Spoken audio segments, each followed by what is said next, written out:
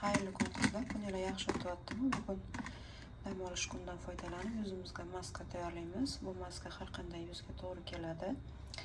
Kimda yuzi juda ham suxoy, quruq bo'lsa, har qanday yog'dan foydalansanglar bo'ladi. Menda setana yog'i bor ekan bugun.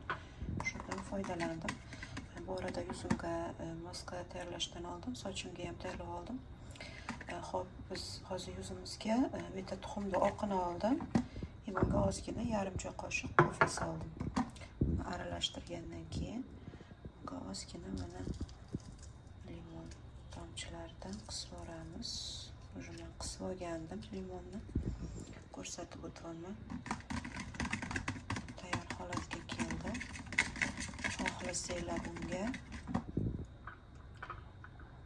kartoshka kraxmali yo bo'lmasa kukuruzniy kraxmal deydimi nima?